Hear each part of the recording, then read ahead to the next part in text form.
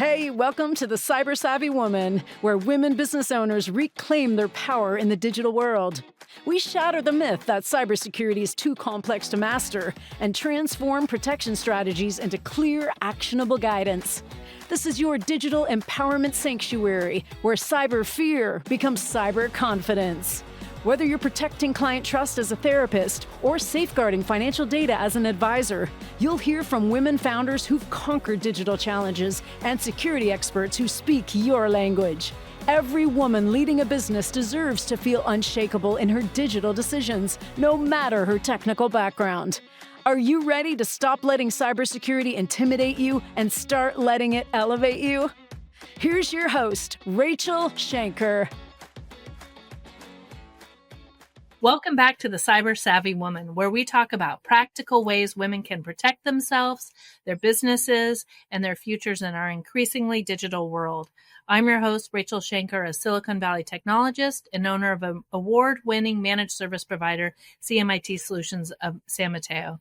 Today, I'm talking with Debby Simmons, a mental health professional with over 25 years of experience and the founder of Primrose Healing and Wellness, a holistic psychotherapy practice that supports the mind, body, and spirit. Debby, I'm so happy to have you here today on the Cyber Savvy Woman podcast. Today, I'd love for you to talk about your journey as a business owner, the evolution of Primrose Healing and Wellness, and how you use technology and AI in a really thoughtful way. And of course, how you're protecting yourself and your clients' information in an increasingly digital world. Wow, Rachele, that's a lot. Thank you. Oh my God, I'm so honored to be here. And thank you. I'm excited to talk about my journey. Yeah. So you've been in the field for 25 years. What inspired you to start your own practice instead of staying in a clinic or a group setting? Oh my gosh. So I think the first thing that's important to know about me is, like, ever since I was in high school, I always wanted to be a therapist and a teacher. And both of those things came into fruition for me. It's in order to get to, so I've been a teacher, then I was in private practice for a while, and then I went into this holistic private practice. The reason why I got to this point was because I saw that there was a need in the field that people were not meeting. It was a need about holistic private practice, which means people would be coming into me and saying, I don't want to do medication. I've been in therapy before and therapy's failed. And I'm like, well, why has therapy failed, right? And I even did my dissertation with this at one point. And it was because people weren't being treated as a whole person.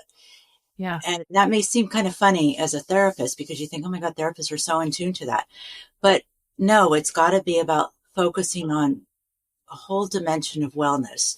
And when I finally got that down, I decided I want to go into this practice and I'm going to really try to meet those needs of people. And that's kind of how Primrose came to be. That's amazing. I mean, and I can see, when you share about your practice and the different modalities that you do, can you share a little bit about that? How you incorporate, Reiki and body work? That's amazing. Yeah.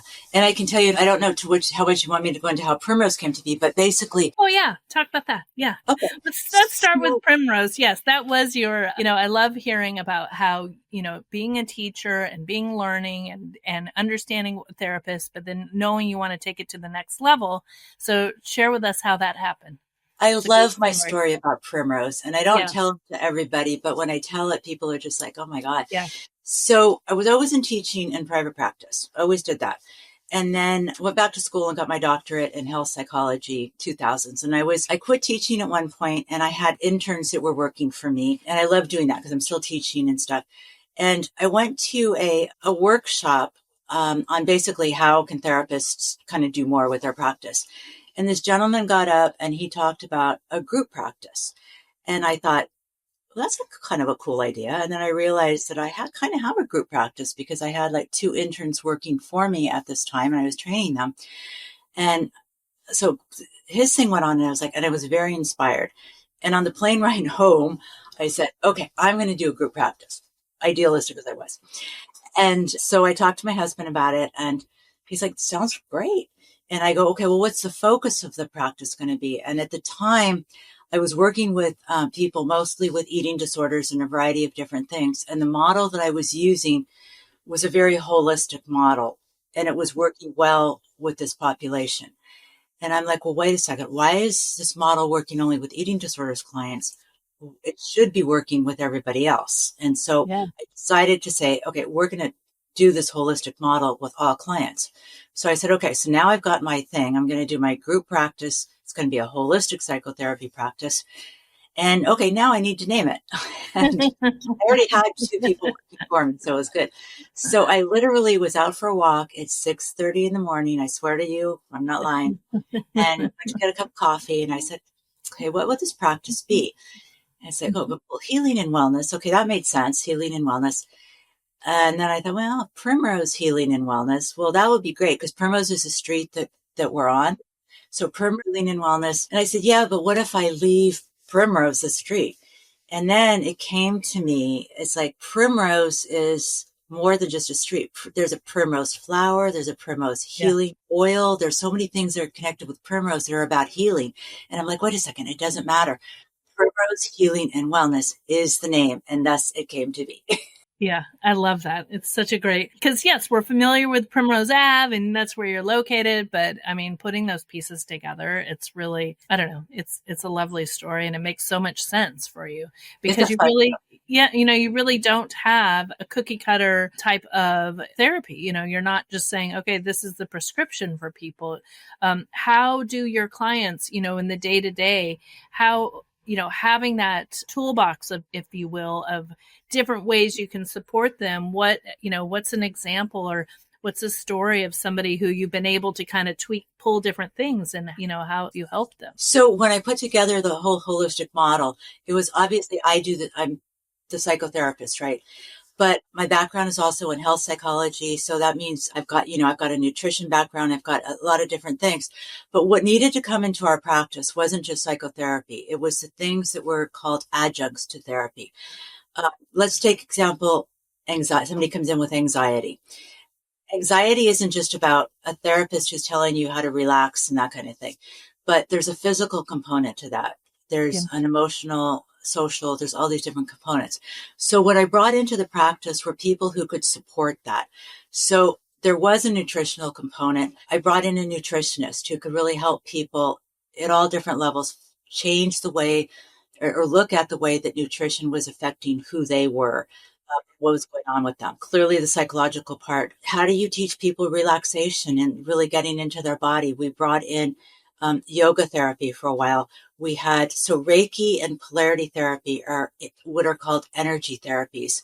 And the idea behind those were that the body holds on to trauma, anxiety, whatever it is. And when a lot of times when people go into therapy, they think, oh, if they can just talk it through, it's going to go away.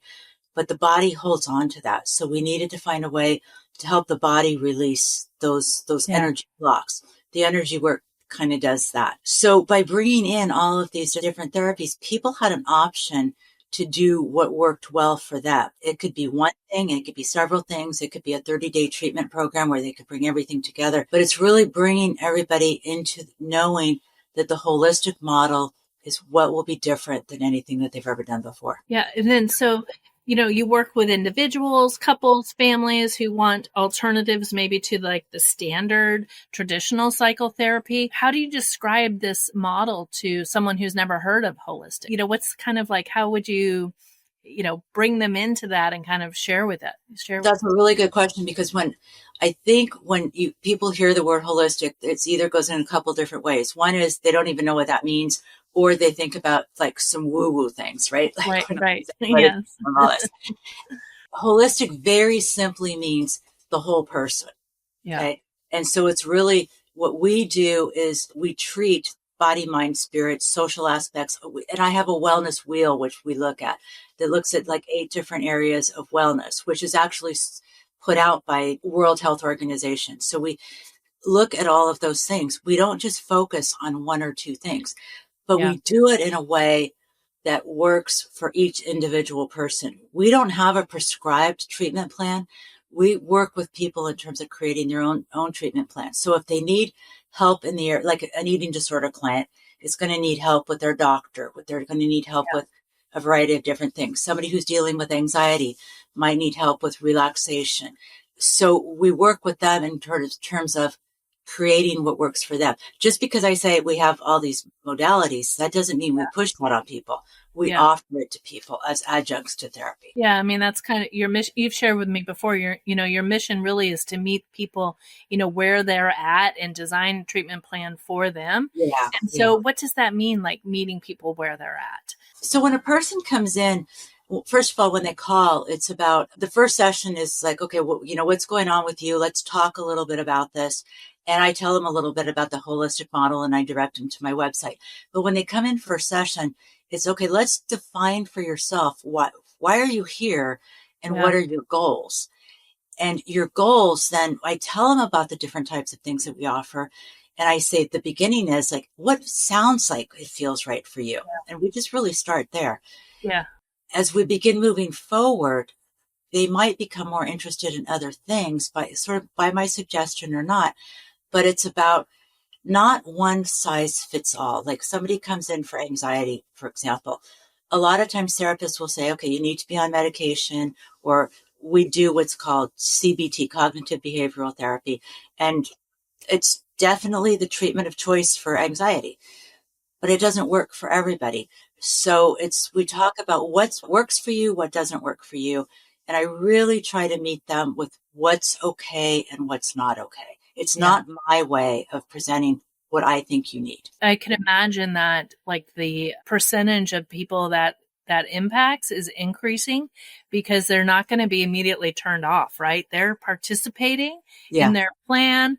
They're, like signing on. They're like, okay, I couldn't imagine. We should probably maybe do some data studies on that of like, how many people have you seen? And, like the percentage of somebody who just goes to, not that there's nothing wrong with like standard traditional therapy, not at but all. like that is like a starting point, but like really looking at it holistically, I think is just so amazing. How do clients generally respond, or what are you seeing their experience to be when they've gone through the process with you of this holistic? I think initially when I talk to somebody about this, especially people who are skeptical or have had issues in the past with therapy, I think they're really open to it because they feel like they're really being heard. And I think that that's really important. I have really found that the results have been really great. In fact, just one example is like we have a treatment program, which is called a 30-day treatment program for a variety of different things, but it's not the traditional treatment programs that are out there. It's one-on-one based treatment program for people, again, based on what their needs are. And our results have come out to be much better for people who are dealing with substance abuse, eating disorders, depression, anxiety. It gives them a jump start to things. And like at the end of our treatment program, we don't kick people out of the program, which most programs do. You can stick with us as long as you want. And as long as it works for you. I like to say I don't have people quitting with me unless like, you don't like me or something like that. But our program works, and I'm very convinced of that. Yeah, it's amazing. There's some, current economy and insurance pressures going on.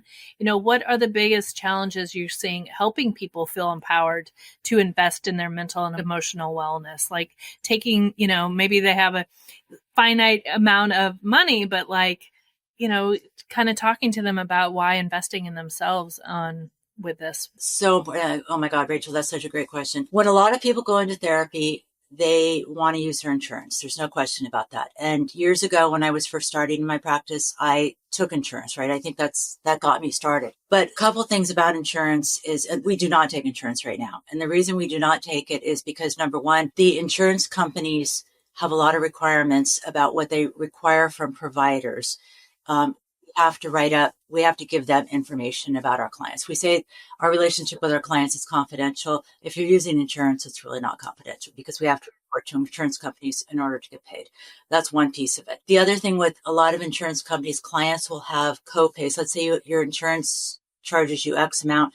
You may have a $10, $20 copay, whatever it is. Puts $10 or $20 when they invest $10 or $20 into their treatment. They're not invested as much as if they're going to be paying full fee. Interesting. Yeah. When a person comes in to pay full fee and they understand what they're getting into, they are making an investment into themselves. And what I talk about, I never like to talk about money. I hate talking about money. We all invest in things. We pay money for the things that we invest in. And I try to convince people that you've made a decision to invest in who you are. What's that worth to you? When I ask that question, people don't put a number on it, but it's like, is your marriage falling apart worth more or less? Is your child worth more or less than what you're going to put into therapy? And when we really talk about people investing in themselves, not the people, they kind of get it. Yeah. But I like how you kind of pivot that. And that's an excellent point about the copay. I hadn't really thought of that. Like, yeah, if you're just paying $20, maybe they're more prone to like skip an appointment or so, yeah. So that's a great point. If someone is listening and struggling with whether they deserve to spend money on their own wellness, I know we just kind of talked on this, but like, what is kind of the key? Like, what would you say to get them in the door of like, I guess maybe there's not like a quick saying, but it's just because I know I've spoken to some people and I'm like, maybe therapy, and they're like, it's so expensive. Is it really just kind of like talking to them about that, about like investing in themselves and, I think a piece of it, I think, first of all, someone's calling because they're in pain at some level. Yeah. Yeah. And they want to relieve that pain. And so they hear the money thing, and then all of a sudden, oh, that's too expensive. Yeah. And again, I try to stay away from the money part, but it's like, okay, why did you call in the first place? Yeah. What are your priorities for you? Right. If it's a child or a family member, it's easier for people to pay for their children. But I was like, okay, but what makes you have to be a good parent to help them and to really kind of help them, meet them at their pain point and saying, you do have control. They feel like they're out of control when they're calling. They have control, and money sucks. There's no question. Because I kind of see it as like two kind of populations, right? There are those that like know they need it and see the value and get the value from it. And then there's others that really would value, they would get something from it. And there's just something holding them back from opening up in that experience. And I see this in my own peers, it's like, I would love for them to get, talk to somebody and get, more, help and support. And sometimes it's kind of hard to get them in the door. Well, a lot of it's fear. People are, this is a big step when people, like when somebody goes do you think there's something physically going on with you? And it's like, a lot of times what we do is we avoid going to the doctor. So it's like, it'll go away. My stomach will feel better. Right. Eventually it gets worse and worse. And then finally I go to the doctors, with these kind of issues too. It's like, whatever you're dealing with, first of all, you have every right to feel whatever you're feeling. And the pain that you're feeling didn't just come out of nowhere, right? It's whether it be trauma, an issue that you're dealing with, a relationship, and you have every right to take care of yourself. Yeah.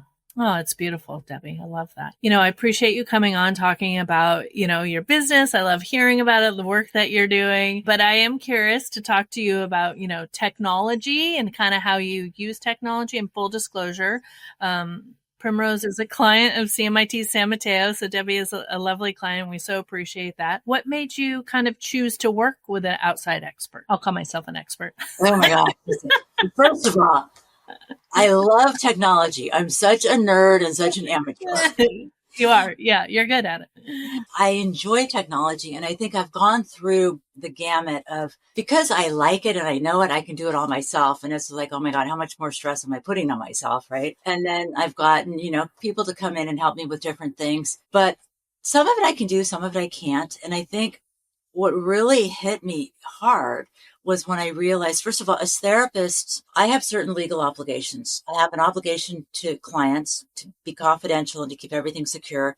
We need to be HIPAA compliant, and that's totally critical. I thought I was HIPAA compliant. I still think I am HIPAA compliant. I am HIPAA compliant. But you are. I thought I was following all the laws and everything, but it's just like, I have to do this. Like, how do I do this all the time? And how do I know that, I just bought a new computer today. And I'm just like, oh my God, I like this stuff, but it's not my forte. Therapy is my forte.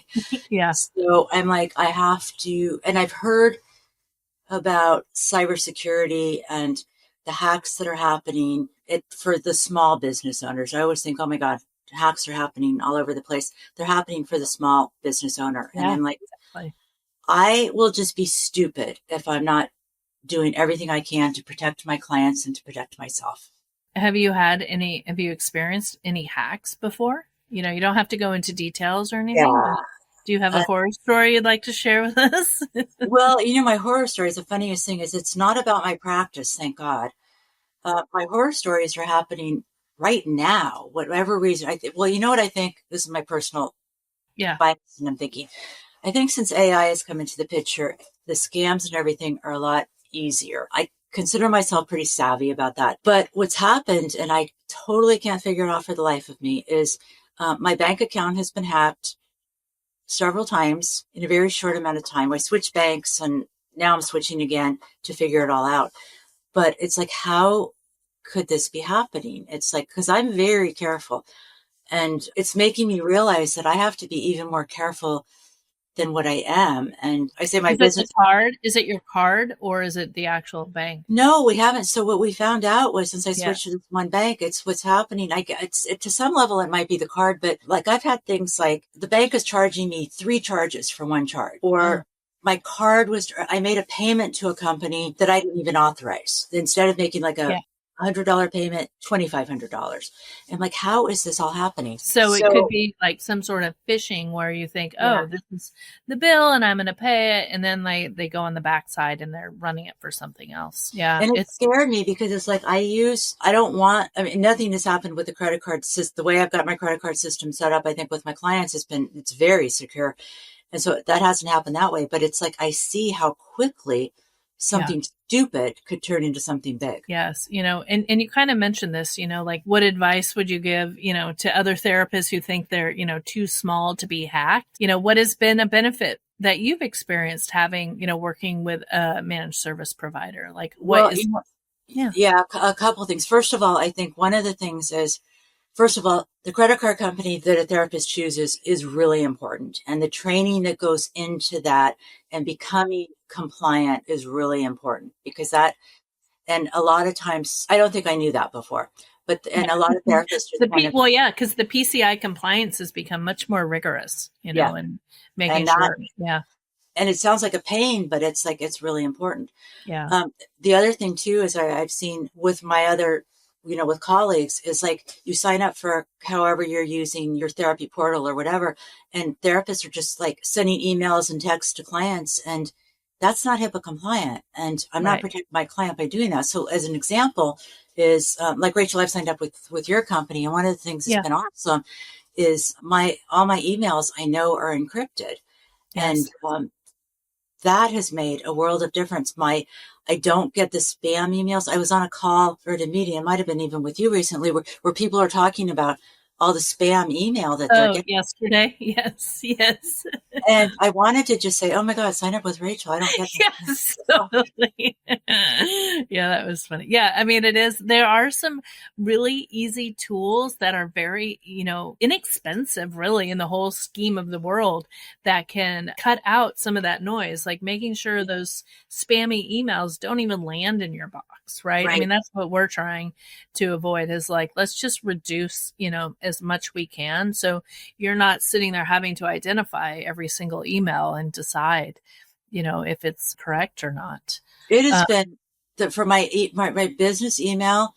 It's been like the greatest. I don't even need to deal, once a week I deal with spam because it's in a separate folder. I wish I could do that with my personal email, but that has been a huge saving grace. Yeah. I wish we could add these email securities to the personal email, because I have a lot of business owners who are still using like the freebie emails, and it's just like, oh gosh, that's not going to end well, because they're going to get hit, and they do. Just a couple other, is there anything technical that you're looking to implement, or what's your thought on AI? How are you using AI in your? No, that's a great thing. And it's because I said I'm kind of a little bit of I don't want to say tech nerd, but I love you're interested.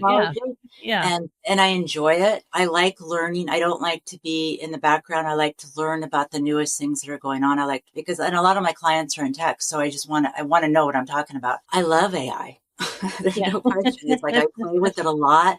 I really like it. There's parts of it that make me a little nervous. I don't want AI to take over us and our thinking power.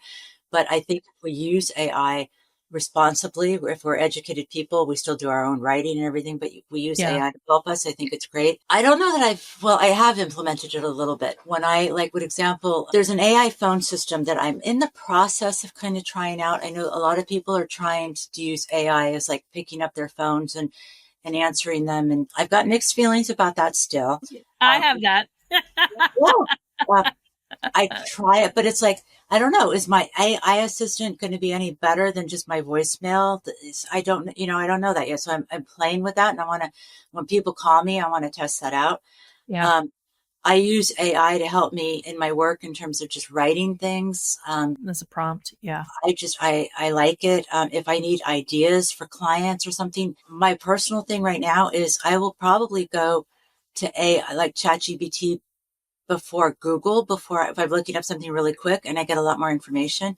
Yes. So, I love it, but I don't want to rely on it. And with students in particular, I am very careful how I put that out because I don't know how it's going to affect education. As an educator, I'm like, I do not want a student to be using AI to write a paper. Yeah. I mean, where I see it helping, I think it's just another tool, right? It's like, student needs to like understand how to write, how to do it. But I think it is a resource of like to find something or, like say something in a different way that you can use it as kind of like a prompt. I mean, that's because writing is not my first choice. I don't care to write, but I do like it as a prompt, like that's how it's worked for me, in my child's high school, they were very like, no AI. And, so he 4 years, there was none of it. And like, sometimes you'd have to write a paper and I'd be over in ChatGPT and I was like, and he would get so angry at me, just like, no.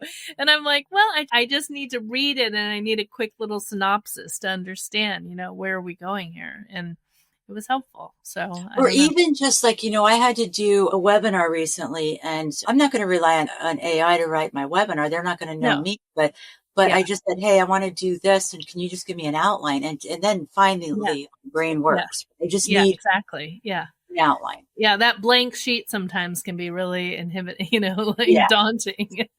So that's good. All right. So you ready for a quick little, we're going to close out here, a little quick I'm going to ask you some rapid fire questions and sure. Tell me what you think of. Okay. What is one piece of tech that you can't live without? My phone. Okay. And how do you keep it secure?